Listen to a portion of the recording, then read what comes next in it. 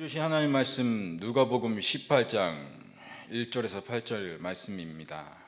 누가복음 18장 1절에서 8절 말씀. 제가 가진 성경으로 신약성경 126쪽에 있습니다.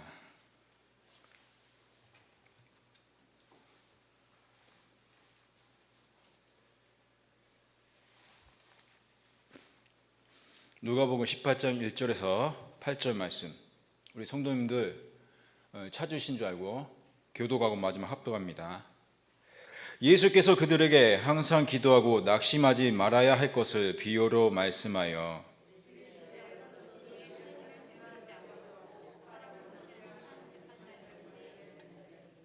그 도시에 한 과부가 있어 자주 그에게 가서 내 원수에 대한 나의 원한을 풀어주소서 하되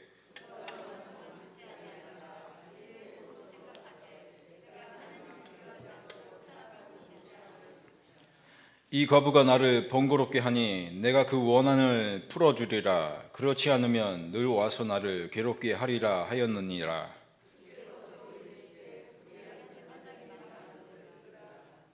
하물며 하나님께서 그 밤낮 부르짖는 택하신 자들의 원한을 풀어주지 아니하시겠느냐? 그들에게 오래 참으시겠느냐?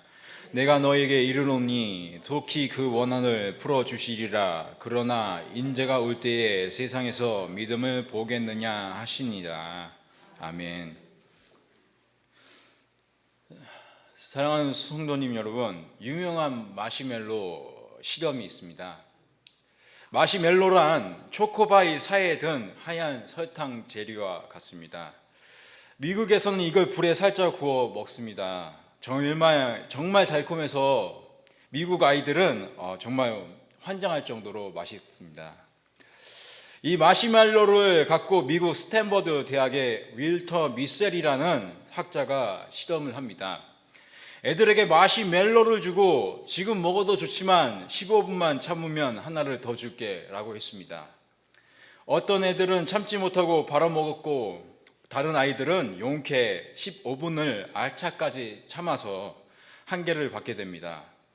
그리고 15년이 흐른 뒤에 이 아이들의 수학 능력 평가 시험 성적을 추적해 봤습니다.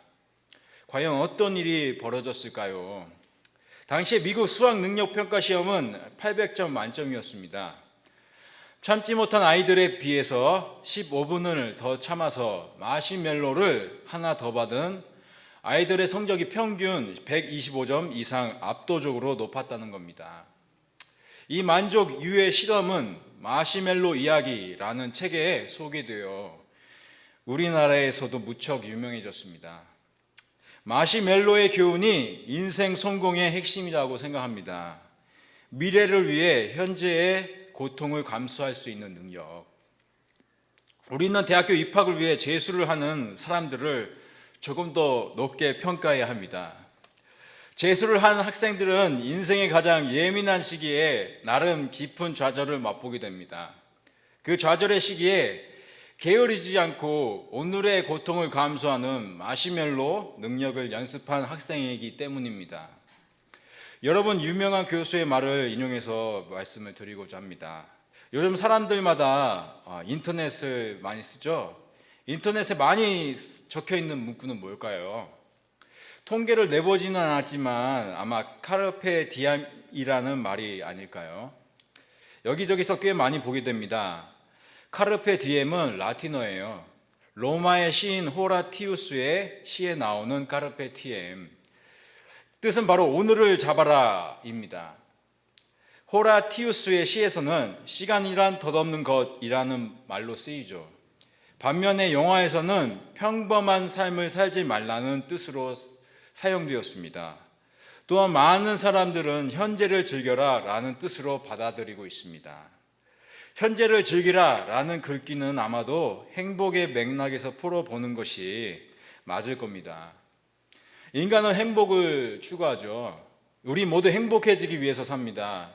행복하기 위해 일하고 돈 벌고 관계를 맺습니다. 행복이란 성공한다고 주어지지 않아요. 연습하고 노력해야 하고 인생을 즐길 줄 알아야 합니다. 인생을 즐긴다는 건 쾌락적인 삶을 산다는 뜻이 아닙니다. 필요한 순간에는 자기 자신을 절제 관리하면서 살아야 하죠. 자기에게 주어지는 순간순간의 보람을 느낄 수 있는 일을 하는 것이 인생을 즐기는 진정한 태도입니다. 까르페 디엠도 그런 맥락에서 받아들여야 합니다. 지나간 나날에 대한 후회로 현재를 채우지 말아야 하죠. 할 수 없는 일에 대한 필요 없는 의무감으로 현재가 비참해지면 안 됩니다. 아직 오지도 않은 미래에 대한 불안으로 현재가 흔들려서도 안 됩니다.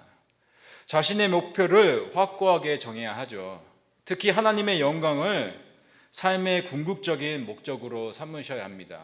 그 목적지를 향해서 순간순간의 발걸음을 하나님께서 인도해 주셔야 합니다. 하나님께 전부 맡겨야 하죠. 그럼 어떠한 처지에 있든지 예수 그리스도 안에서 현재를 즐기게 됩니다. 예수 그리스도 안에서 승리하게 되죠. 하나님께 전적으로 의지하여 그분의 영광을 위해서 살아야 합니다. 하나님께서 주시는 비전을 품어야 하죠. 하나님께서 주시는 비전을 이룰 수 있다는 자신감만큼은 구체적이어야 합니다. 사랑하는 성도님 여러분, 우리는 얼마만큼 기도했을까요? 한국 기독교의 기도가 맥 빠진 수준이 돼버린 사실은 아실 겁니다. 오랫동안 세상에서 허덕이면서 영적으로 묻어져 가고 있습니다. 너무나도 자주 잘못된 방식으로 드려지기도 하죠. 갈수록 무릎 꿇는 시간이 턱없이 연약하고 불규칙적이기도 합니다. 기도하는 마음마저도 싱숭생숭하죠. 여러분, 그리스도인은 오직 예수 그리스도의 이름으로 기도해야 합니다. 또한 그리스도인의 기도는 이기적이지 않아야 하죠. 이교도, 이방인, 거짓된 이단처럼 중언부언, 주문을 외우듯이 하면 안 됩니다. 성도의 기도는 오직 예수 그리스도의 이름으로 기도해야 합니다. 예수 그리스도께서 기도를 가르치실 때 중언부언하지 말라고 하십니다. 중언부언하지 말라는 건 똑같은 내용의 기도를 반복하지 말라는 뜻 그 이상을 담고 있습니다. 옛날 사람들은 인격적인 신 앞에 기도한다는 의식이 약했습니다. 따라서 기도할 때 주로 주문을 읊습니다. 주문을 외움으로 신이 기도를 꼭 들어주게 만들고자 하는 일종의 종교적 주술을 행합니다. 이것이 중언부언입니다. 이것은 인간이 기도로 신을 조종해 자기의 욕망을 성취하겠다는 뜻을 담고 있습니다. 인간의 타락은 이렇게 세상 종교에까지도 깊이 오염시키죠. 중언부언하지 말고 기도하라는 뜻은 바로 하나님의 다스림을 받겠다는 기도를 하라는 뜻입니다. 요컨대 예수 그리스도의 이름으로 기도한다는 뜻은 하나님의 다스림 하에 살겠다는 기도입니다. 예수 그리스도의 이름으로 기도한다는 건 하나님의 뜻에 합하여 사는 능력을 받는 길입니다. 예수 그리스도의 이름으로 기도한다는 의미가 구체적으로 뭔지를 소개합니다. 미국의 존 메가더 목사님의 책을 참고해서 말씀드리고자 합니다. 하나님 나라와 완전하신 예수 그리스도의 의로움에 의지해 기도한다는 의미입니다. 예수 그리스도의 이름으로 하는 기도는 예수 그리스도의 신성과 성품에 의지해서 기도한다는 뜻입니다. 예수 그리스도의 이름으로 하는 기도는 예수 그리스도의 십자가 공로를 기초로 합니다. 예수 그리스도의 이름으로 하는 기도는 하나님의 말씀에 맞추어 기도한다는 뜻입니다. 성도의 기도는 하나님의 영광과 종국에는 부활의 영광을 누리기 위한 기도입니다. 여러분, 이 세상의 철학 사상은 인본주의입니다. 인본주의란 모든 것의 목적은 인간의 행복이라는 철학적 선언이죠. 인본주의자들이 말하는 우주 만물이 있는 이유, 인간의 행복을 위해서라는 겁니다. 반면에 기독교는 분명하게 말합니다. 우주 만물이 존재하는 건, 우주 만물이 있는 이유는 하나님의 영광을 위한 것입니다. 하나님의 영광을 위한 길은 무릎을 꿇고서 하나님만 바라는 길입니다. 참된 기도는 하나뿐이며 본질적인 기도도 하나뿐입니다. 오직 예수 그리스도입니다. 우리는 그리스도인이기 때문에 이 세상과 전혀 타협할 수 없습니다. 기도의 본질은 뭘까요? 미국의 신학자 데이비드 웰즈는 말했습니다. 기도는 세상에 대한 반역입니다. 기도는 세상에 대한 배반, 거스르는 일입니다. 그것은 본질적으로 반역입니다. 타락한 세상에 대한 반항이며 거부입니다. 그리스도인은 타락한 세상에 대하여 반항하는 사람들입니다. 그리스도인은 급진적인 성향의 소유자여야 합니다. 우리 그리스도인은 그릇된 이 세상을 두 무릎으로 뒤집어 엎어야 합니다. 그리스도인은 급진적 성향의 소유자라고 말씀드리고 싶습니다. 급진적이란 급하게 앞만 향하여 나아가는 걸 말합니다. 이상향이나 무언가를 달성하기 위해 빠르게 진행한다는 겁니다. 급진적이란 말을 영어로 레디컬이라고 합니다. 이 레디컬 영어로 풀어보면 뿌리부터 갈아 엎는다는 뜻입니다. 즉 혁명과 비슷한 말로 쓰이죠. 그리스도인은 두 무릎으로 하나님 나라가 임할 때까지 싸워야 합니다. 하나님께서 이 땅에서 초자연적으로 그분의 주권을 완성하시는 나라가 임할 때까지 싸워야 합니다. 세상이 하나님을 인정하는 나라가 임할 때까지 싸워야 합니다.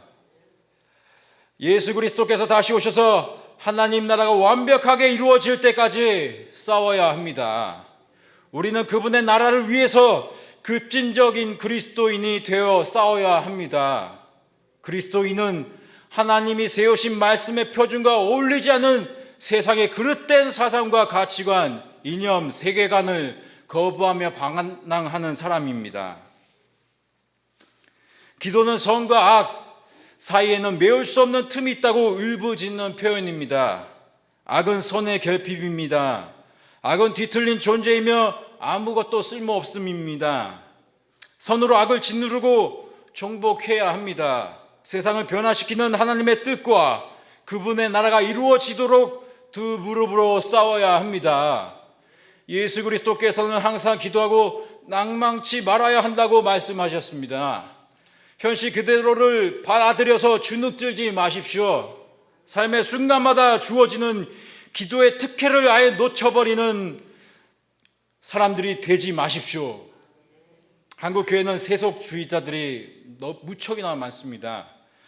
하나님께서 세상에 존재하시지 않으시며 아무것도 변화시키지 않는다고 착각합니다. 세속주의는 인생 자체를 목적으로 보는 태도입니다. 세속주의자들은 하나님과 아무런 관계가 없는 사람들입니다. 세속주의자들은 현실과 타협하는 사람들입니다. 세속주의적인 사상이야말로 우상 숭배와 마찬가지죠. 십자가를 좇는다고 하면서 마음은 이미 세상적인 책략과 세상 가치관에 빠진 그리스도인이 너무나 많습니다. 여러분, 우리는 교회당에만 들락날락하는 세속주의자들일까요? 아니면 예수 그리스도가 내 심령 가운데 거하시는 그리스도인이십니까? 만약 우리가 그리스도인이 아니라면 세상 사람들보다 더욱 세상적인 사람이기 때문이겠죠. 세속주의적인 그리스도인은 육신적인 그리스도인입니다.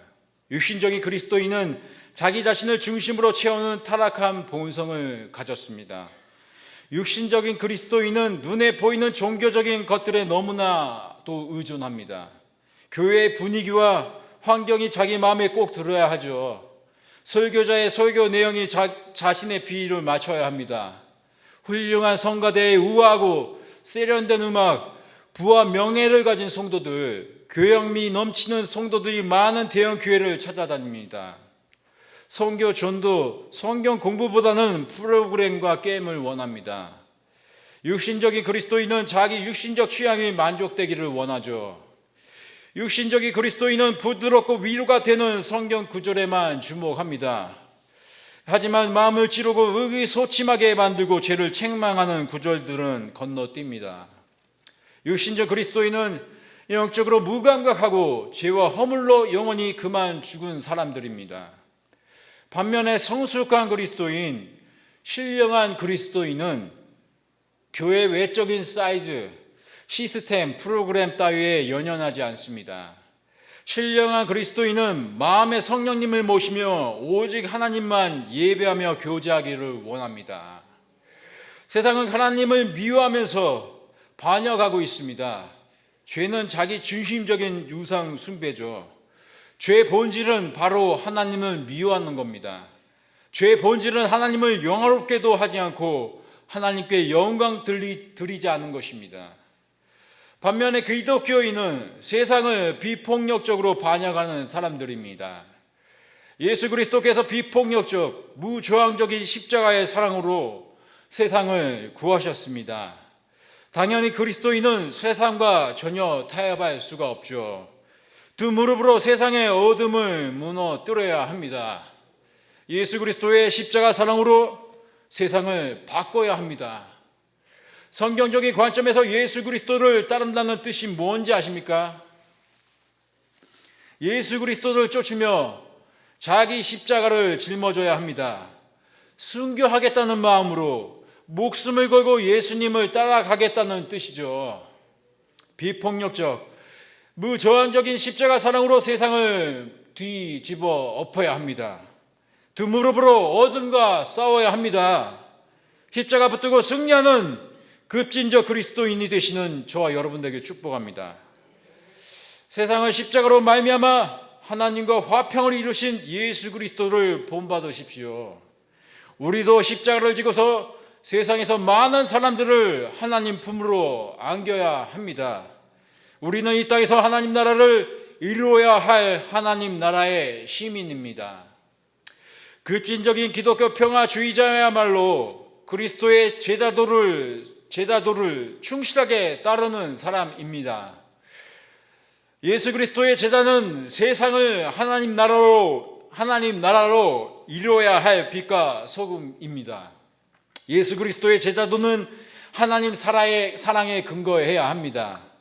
차별이 없는 하나님 사랑으로 말미암아 이웃과의 온전한 사랑이 완성이 됩니다.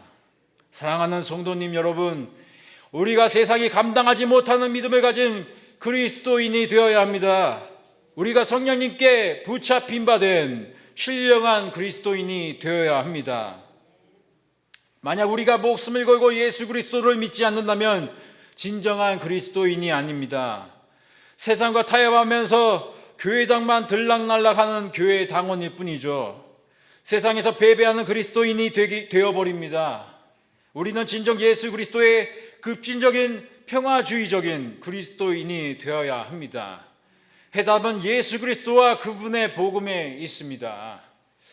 사랑하는 여러분, 예수 그리스도께서는 하나님의 독생자이신데도 우리처럼 기도하셨습니다. 예수 그리스도께서는 약 3년간의 공생의 기간 동안에 중대한 결정들을 내리시기 전 밤을 지새우며 기도하셨습니다. 특히 예수 그리스도께서 바쁘실 때마다 기도하셨죠. 예수 그리스도께서 세례 받으실 때, 심지어 예수 그리스도께서 십자가 위에서 매달리실 때마저도 기도하셨습니다. 인생의 중대한 위기와 전환점들이 있을 때 기도하셨습니다. 히브리서 5장 7절, 그는 육체에 계실 때에 자기를 죽음에서 능히 구원하실 이에게 심한 통곡과 눈물로 간구와 소원을 올렸고 그의 경건하심으로 말미암아 들으심을 얻었느니라. 마지막으로 예수 그리스도께서 그 심한 시련과 시험이 오기 전에, 그리고 시험을 받는 중에도 기도하셨습니다. 그 중에서도 가장 생생한 경우는 겟세마네의 기도였습니다. 겟세마네는 기름 짜는 틀 혹은 기름을 짜다라는 뜻입니다. 십자가에서 죄를 맞이하시기 전 겟세마네 동산에서 기도하셨습니다. 예수 그리스도께서는 피땀을 흘려가며 온 마음과 뜻과 힘과 목숨 바쳐 기도하셨습니다. 예수 그리스도의 기도는 하나님 아버지의 뜻을 이 땅에 이루시는 거룩한 행위셨습니다. 예수 그리스도의 기도는 왜곡되고 타락한 비정상적인 세상에 대한 반역이자 거부였습니다. 마찬가지로 우리도 끈질기게 기도하지 않으면 세상에서 하나님의 뜻대로 살 수 없습니다. 우리가 기도를 쉬는 죄를 범하면 하나님의 일을 도저히 감당할 수 없습니다. 우리가 기도를 쉬는 죄를 범하면 하나님께 절대로 쓰임받을 수 없습니다. 우리가 기도를 쉬는 죄를 범하면 어둠의 권세 마귀의 밥이 되는 바보가 되어버립니다. 베드로전서 5장 8절, 근신하라 깨어라, 너희 대적마귀가 우는 사자같이 두루다니며 삼킬 차를 찾나니. 겟세마네 동산의 어둠 속에서 제자들이 몸이 고뇌서 그런지 잠에 취해 있었습니다. 제자들은 어둠의 권세에 짓눌려 영적 무감각에 빠져 있었습니다. 예수 그리스도께서 제자들을 책망하십니다. 시험에 들지 않게 깨어 기도하라. 마음에는 원인으로되 육신이 약하도다. 이제 본문 누가복음 18장 1절에서 8절 말씀을 살펴보겠습니다. 본문 누가복음 18장 2절, 하나님을 두려워하지 않고 사람을 무시하는 재판장이 상징하는 바가 무엇일까요? 부조리하며 불의한 세상을 말합니다. 하나님이 없다고 주장하는 무신론자, 인본주의적 철학 사상을 말합니다. 반면에 본문 18장 3절, 그 도시에 가보는 급진적인 그리스도인을 빗대어 묘사합니다.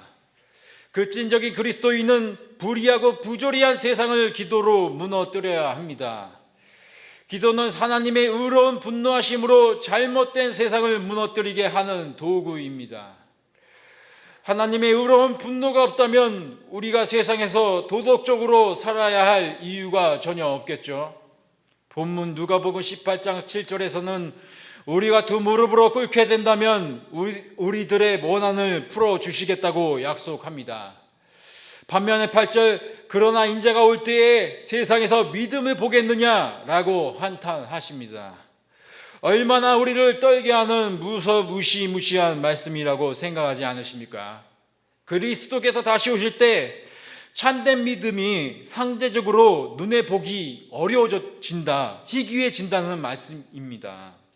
예수 그리스도께서 다시 오실 즈음에 박해와 배교, 불신앙이 특징적으로 나타나게 됩니다. 겟세마네 동산에서 어둠의 권세에 짓눌려 잠에 곤히 빠진 제자들이 되지 말아야겠습니다. 기도를 쉬는 죄를 범하여 영적인 어둠과 무감각에 빠진 육신적인 그리스도인 세속주의자가 되지 말아야겠습니다. 마지막 날 예수 그리스도께서 다시 오실 때 육신적인 그리스도인은 바깥 어둠에 버려져서 울면서 이를 갈게 됩니다. 가짜 그리스도인이 되지 말아야겠습니다. 베드로전서 4장 7절, 만물의 마지막이 가까이 왔으니 그러므로 너희는 정신을 차리고 근신하여 기도하라. 영국의 청교도였던 존 번연 목사님은 말씀하십니다. 기도는 마음과 영혼을 하나님께 토해 놓는 신실하고 지각 있고 애정 어린 행동입니다. 기도는 그리스도를 통해 성령의 힘과 도움을 의지하여 하나님께서 약속하신 것을 구하는 거룩한 행동입니다. 기도는 마술, 요술램프 자판기가 아닙니다. 그것은 우리가 하는 어떤 그 무엇도 아닙니다. 성령님께서 우리가 무릎을 꿇도록 인도하십니다. 기도는 하나님께서 우리 안에서 또한 세상 안에서 이미 하고 계시는 일에 대한 반응입니다.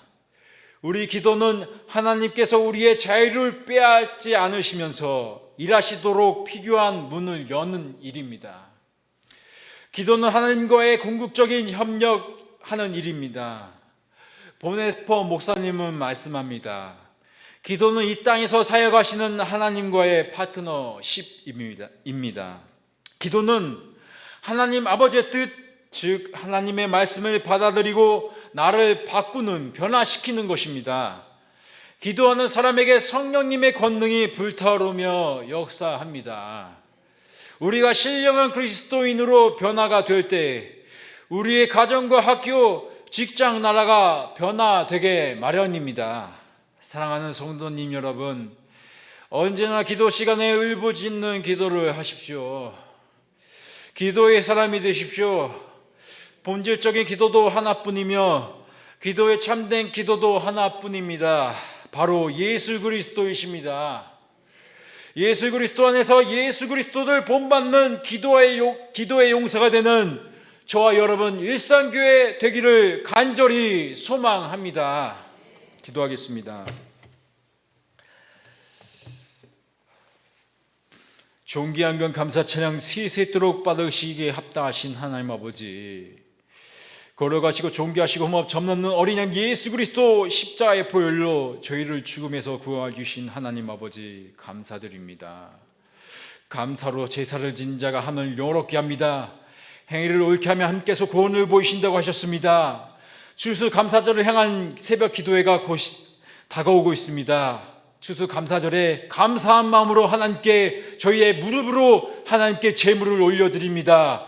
하나님, 저희의 마음의 제물을 향연을 기뻐 받으시고 저희 모두 기도가 하나님 나라가 이루어지던 귀한 기도가 될 수 있도록 하나님 역사하여 주시옵소서. 연약합니다. 도와주시옵소서. 저희는 기도할 줄 모릅니다. 하나님의 깊은 데까지 통달하신 성령님, 저희 심령을 붙드시고 말할 수 없는 탄식으로 성령님 저희를 위하여 친히 하나님께 간구해 주시옵소서. 하나님 은혜 보좌에 생명과 술 흘러나와 저희 메마른 심령에 마르지 않도록 성령의 충만함을 주시옵소서. 아버지, 그리스도의 말씀이 저희 가운데 속사람을 풍성하게 하여 주시고 믿음으로 말미암아 예수 그리스도께서 저희 안에 임재하여 주시고 길이나 넓이와 깊이 높이 어떠함을 깨닫든지 예수 그리스도의 사랑을 깨닫게 역사해 주시옵소서. 하나님의 모두 충만으로 예수 그리스도의 몸된 교회인 일산교회를 충만케 하시고 예수 그리스도의 몸된 교회로서 하나님의 나라와 이를 신하는 빛과 소금의 역할을 감당하는 일산 감리교회 될 수 있도록 역사하여 주옵소서.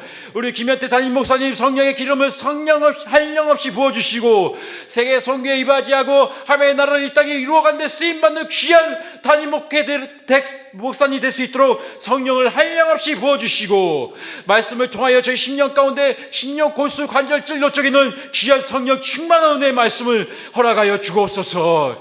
일산 감리교회가 하나님의 미랄이 떨어져 수백 배 복음에 의하여 맺는 하나님 나라를 실현하는 귀한 성교의 교회가 될 수 있도록 하나님 역사하여 주시옵시고 이 일산 감리교회 교육부 비롯하여 성도들의 심령이 성령 충만한 부흥의 역사가 일어나 하나님을 영롭게 하는 귀한 교회 될 수 있도록 하나님 역사하여 주시옵소서.